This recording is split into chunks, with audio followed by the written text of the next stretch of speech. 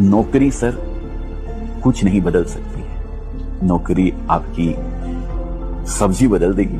आज आलू की बनी है, कल भिंडी की, परसों बैंगन की या तुरई की बन जाएगी। जिंदगी अगर आपको बदलनी है। नमस्कार दोस्तों, बचपन से ही एक माता पिता जब अपने बच्चे को स्कूल भेजते हैं तो उनके मन में कहीं ना कहीं एक आशा यह ज़रूर रहती है कि अगर मेरा बच्चा अच्छे से पढ़ लिख लेगा तब बड़ा होकर शायद उसकी सरकारी नौकरी लग जाएगी। शायद ऐसे बहुत कम ही लोग होंगे जो यह सोचते होंगे कि मेरा बच्चा अगर सही से पढ़ लिख लेगा तब जीवन में सफल होगा और बड़ा आदमी बनेगा और लोगों को अपने यहाँ नौकरी पर रखेगा। आखिर इतना पढ़ लिख कर सरकारी नौकरी क्यों करेगा? नौकर तो नौकर ही होता है, चाहे वह सरकारी हो या प्राइवेट। इसे नौकर नहीं बल्कि इसे मालिक बनना है। शायद ऐसा बहुत कम ही लोग सोचते होंगे।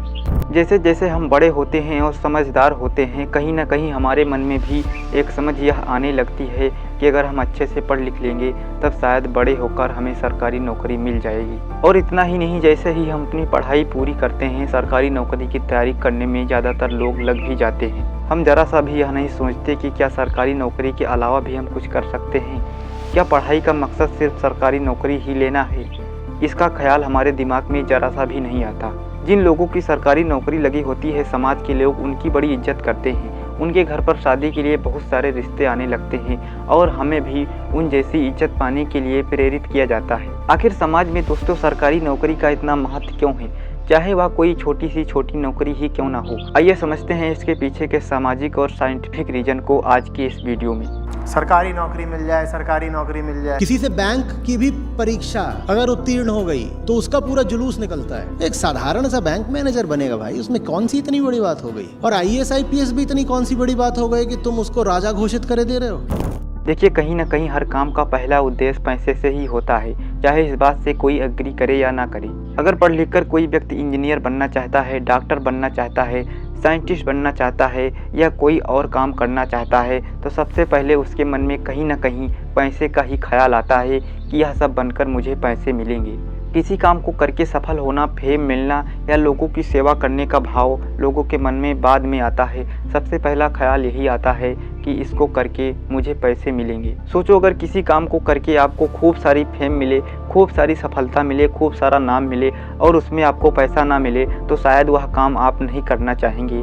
यह काम कोई भी नहीं करना चाहेगा, क्योंकि हम सबको जीवन जीने और अपनी ज़रूरत को पूरा करने के लिए पैसे की ज़रूरत होती है और यह हमारी ज़रूरत पैसे से ही पूरी हो सकती है। यानी कि हम पैसे से ही अपनी ज़रूरत की चीज़ों को खरीद सकते हैं, अपनी ज़रूरत को पूरा कर सकते हैं। लेकिन दोस्तों, आपने क्या कभी सोचा है कि क्या पैसे कमाने का उपाय सिर्फ सरकारी नौकरी ही है?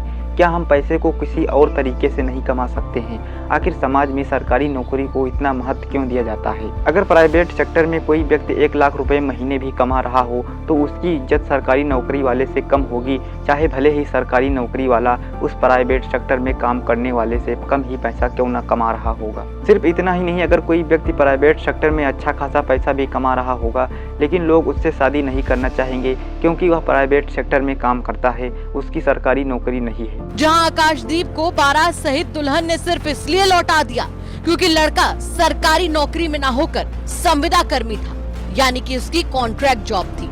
यानी हमारे समाज में सरकारी नौकरी को लेकर एक अलग ही मानसिकता बन गई है। लोग ऐसा सोचते हैं कि सरकारी नौकरी माने जिंदगी फिट। सरकारी नौकरी को लोग एक अलग ही तरीके से देखते हैं। इन सब के पीछे एक बड़ा और इंटरेस्टिंग रीजन है दोस्तों। सबसे पहला और सबसे बड़ा रीजन जो लोग मानते हैं वह है जॉब सिक्योरिटी। सरकारी नौकरी को लेकर लोग ऐसा मानते हैं कि जब एक बार जॉब लग जाती है तब पूरी ज़िंदगी आपको काम के लिए कहीं भटकना नहीं रहता है। आपको पूरी ज़िंदगी उसी नौकरी में ही काम करना रहता है, यानी कि आपको जॉब की सिक्योरिटी रहती है। वहीं प्राइवेट सेक्टर में लोगों को यह डर रहता है कि पता नहीं कब तक यह काम करने को मिले या कब इस काम से निकाल दिया जाए। यानी लोगों को प्राइवेट सेक्टर में जॉब सिक्योरिटी का डर रहता है। प्राइवेट सेक्टर में मान लीजिए आप किसी काम को करने में माहिर हैं और आप उस काम को कर रहे हैं, अगर मार्केट में उस काम की डिमांड कम हो जाए तब भी यह डर रहता है कि शायद मुझे इस नौकरी से निकाल दिया जाए। जबकि सरकारी नौकरी में ऐसा नहीं होता है। अगर आप जिस काम को कर रहे हैं उस काम में अगर मंदी भी आ जाती है तब भी आपको उतनी ही सैलरी मिलती है। सरकारी नौकरी में रिटायर होने पर आपको पेंशन दी जाती है, जबकि प्राइवेट सेक्टर में ऐसा नहीं होता है। यानी कि लोग अपने भविष्य को लेकर भी चिंतित रहते हैं कि अगर सरकारी नौकरी लग जाएगी तब बुढ़ापे में भी हमें कोई दिक्कत नहीं होगी। यहाँ सरकारी नौकरी में लोगों को लगभग 8 घंटे ही ड्यूटी करनी पड़ती है, वहीं प्राइवेट सेक्टर में लगभग 10 से 12 घंटे के काम होते हैं। और इसीलिए सरकारी नौकरी में लोगों को कम समय और आराम की नौकरी का भी एहसास होता है और काम का भी कोई दबाव नहीं होता, जबकि सरकारी नौकरी में छुट्टी भी ज़्यादा मिल जाती है और छुट्टी की सैलरी भी नहीं काटी जाती। वहीं प्राइवेट सेक्टर में अगर आप छुट्टी करते हैं तो हो सकता है आपको उस दिन की सैलरी भी न मिले। सिर्फ इन्हीं वजहों से सरकारी नौकरी को समाज में इतना महत्व नहीं दिया जाता, बल्कि इसके पीछे के कुछ और भी कारण हैं। देखिए, अगर कोई गरीब परिवार का बच्चा है तब पढ़ाई करने के बाद उसके पास सरकारी नौकरी लेने के अलावा कोई और ऑप्शन भी नहीं होता है। इसीलिए लोग ज़्यादातर सरकारी नौकरी की ही तैयारी करने में लग जाते हैं और इसी वजह से सरकारी नौकरी में इतनी ज़्यादा भीड़ हो जाती है, इतना ज़्यादा कंपटीशन हो जाता है और इसी वजह से शायद सरकारी नौकरी का महत्व भी बढ़ जाता है। एक गरीब फैमिली से बिलोंग करने वाले व्यक्ति के पास उतना पैसा भी नहीं होता कि वह पढ़ाई करने के बाद अपना कोई बिजनेस या स्टार्टअप शुरू कर सके। यह भी एक बड़ा रीज़न है कि लोग सरकारी नौकरी की तैयारी में लग जाते हैं और सरकारी नौकरी का महत्व बढ़ जाता है। स्कूलों में भी सिर्फ हमें पढ़ाया जाता है, शिक्षा दी जाती है, मेंटली मजबूत किया जाता है और गलत सही की समझ दी जाती है, लेकिन हमें किसी विशेष बिजनेस, किसी जॉब या किसी विशेष स्किल के लिए डेवलप नहीं किया जाता है। इन्हीं सब वजहों से अगर आज ग्रुप डी में भी कोई भर्ती निकलती है तब करोड़ों फॉर्म भरे जाते हैं, चाहे वह काम भले ही उतना अच्छा ना हो। यूपीएससी में हर साल लगभग 10 लाख फॉर्म भरे जाते हैं, लेकिन उनमें से 0.2% का ही सिलेक्शन हो पाता है। एसएससी, रेलवे, बैंकिंग आदि में भी लाखों फॉर्म डाले जाते हैं, जबकि सीटें कुछ हजार ही होती हैं और इन्हीं वजह से सरकारी नौकरी की तैयारी करने वाले लगभग 90% लोग असफल हो जाते हैं। इतना ज़्यादा कंपटीशन और इतनी ज़्यादा निराशा होने के बावजूद भी लोग सरकारी नौकरी की तैयारी करना चाहते हैं, क्योंकि समाज में सरकारी नौकरी के लिए एक धारणा जो बनी हुई है। एक गरीब फैमिली से बिलोंग करने वाले बच्चे के पास इतना पैसा भी नहीं होता कि वह हायर एजुकेशन की पढ़ाई कर सके, जिससे वह डॉक्टर, इंजीनियर या कोई बड़ा पद हासिल कर सके। अब ऐसे में एक सवाल उठता है कि क्या हमें सरकारी नौकरी की तैयारी ही करनी चाहिए? क्या आज भी हमारे पास इसके अलावा कोई ऑप्शन नहीं है? तो इसका जवाब है बिल्कुल नहीं। पहले के टाइम में ऐसा था कि सरकारी नौकरी के अलावा ज़्यादा कोई ऑप्शन नहीं था, इसीलिए लोग सरकारी नौकरी की तैयारी ही करते थे, लेकिन आज के टाइम में ऐसा नहीं है।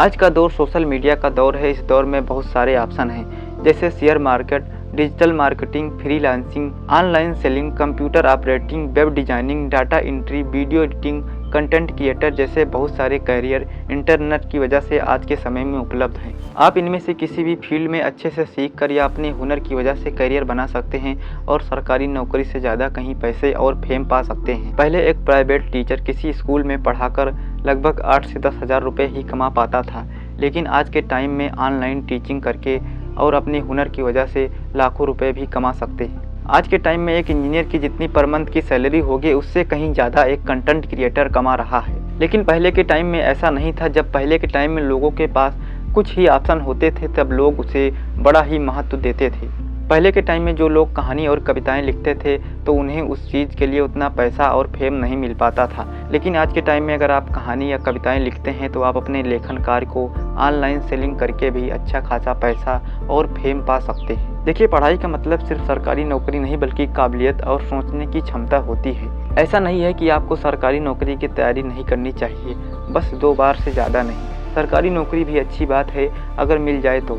अगर आप चाहें तो खुद का छोटा मोटा बिजनेस शुरू कर सकते हैं और धीरे धीरे उसमें तरक्की कर सकते हैं, क्योंकि अगर आपको छत पर चढ़ना है तो एक एक सीढ़ी ही चढ़ना होता है, कोई डायरेक्ट छत पर नहीं पहुंच पाता। प्राइवेट सेक्टर में भी स्किल डेवलप करना और अच्छी खासी सफलता प्राप्त करना भी आपको सम्मान दिला सकता है। याद रखिए, दुनिया में जितने भी बड़े बड़े इनोवेशन हुए हैं वह ऐसे लोगों ने किया है जिनके पास ना तो कोई सरकारी नौकरी थी और ना ही कोई अच्छा काम। उदाहरण के तौर पर आप देख सकते हैं स्टीव जॉब्स, एप्पल के फाउंडर, इनके पास कोई सरकारी नौकरी नहीं थी। एलोन मस्क, टेस्ला के फाउंडर, नारायण मूर्ति, इन्फोसिस के फाउंडर। अगर आपको सरकारी नौकरी नहीं मिलती, आपको कोई अच्छी जॉब नहीं मिलती और आप यूं ही भटक रहे हैं, तब आप समझ लीजिए कि जीवन में आप असली संघर्ष कर रहे हैं। क्योंकि जिन लोगों को अच्छी जॉब मिल जाती है, जिन लोगों को आराम मिल जाता है, वह उतना बड़ा नहीं कर सकते हैं जितना बड़ा एक संघर्ष करने वाला व्यक्ति कर सकता है। क्योंकि जो लोग बेरोजगार हैं उन्हें हमेशा यही डर सताता है कि हम बेरोजगार हैं और इसीलिए हमें शांति से नहीं बैठना चाहिए, हमें कुछ बड़ा करना चाहिए। जो लोग सफल हैं उन्हें देखकर एक बेरोजगार व्यक्ति के दिल में बहुत ही ज़्यादा आग लग जाती है और उसे शांति नहीं मिल पाती। उसका मन हमेशा उससे कहता है हमें कुछ तो करना चाहिए, इस तरह से हम बेरोजगार रहेंगे तो हमारा गुजारा कैसे चलेगा। अगर हमें समाज और खुद को बेहतर बनाना है तब हमें यह समझना होगा कि पढ़ाई सिर्फ सरकारी नौकरी के लिए नहीं बल्कि समस्याओं को सुलझाने और खुद को बदलने और समाज को बदलने के लिए है। अगर आप सरकारी नौकरी की ही तैयारी कर रहे हैं तो उसके साथ साथ बाकी विकल्पों के लिए भी तैयार रहना चाहिए, क्योंकि सरकारी नौकरी में 90% से अधिक निराशा की उम्मीद हो सकती है। याद रखिए, सम्मान सिर्फ पद का नहीं बल्कि काम की गुणवत्ता और व्यक्ति की बुद्धिमत्ता का होता है। जब समाज यह समझ जाएगा कि सम्मान सिर्फ सरकारी नौकरी का नहीं बल्कि हर काम का होता है, तब सरकारी नौकरी वाली सोच समाज में यह बदल जाएगी। दोस्तों, अंत में मैं यही कहना चाहूँगा कि सरकारी नौकरी कोई गलत नहीं है, लेकिन उसे ही अंतिम लक्ष्य मान लेना ही गलत है, क्योंकि सफलता की परिभाषा सिर्फ एक ही रास्ते से तय नहीं होती, बल्कि अगर आपके पास स्किल है, मेहनत है, सोच है, तो आप किसी भी रास्ते से सम्मान और स्थिरता पा सकते हैं। बाकी आपने अपने जीवन में कौन सा काम करने को सोचा है, आप अपनी राय हमें कमेंट सेक्शन में ज़रूर बताएं। बहुत बहुत धन्यवाद।